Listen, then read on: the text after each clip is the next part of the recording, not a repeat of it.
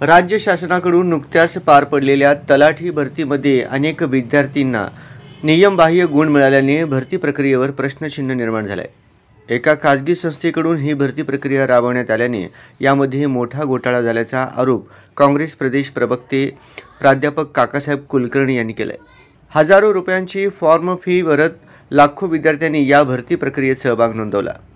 खासगी संस्थेने राबवलेल्या या भरतीमध्ये विद्यार्थ्यांना एकूण गुणांपेक्षा जास्त गुण देण्यात आल्याने ही भरती प्रक्रिया चुकीची झाल्याचा आरोप करत या भरती प्रक्रियेची SIT चौकशी करावी व तलाठी सर या पुढच्या सर्व भरत्या MPSC कडून व्हाव्यात अशी मागणी देखील काँग्रेसचे प्रदेश प्रवक्ते प्राध्यापक काकासाहेब कुलकर्णी यांनी केली आहे। प्रचंड मोठा भ्रष्टाचार होऊन या ठिकाणी ही सदर भरती झालेली आहे। अशा पद्धतीचा आरोप स्पर्धा परीक्षा समन्वय समिती आणि अनेक विद्यार्थ्यांनी महाराष्ट्रातल्या लाखो विद्यार्थ्यांनी या ठिकाणी आरोप केलेला आहे। माझं आपल्या चॅनलच्या माध्यमातून एवढंच या शासनाला आव्हान आहे, तात्काळ सदर भरती रद्द करा।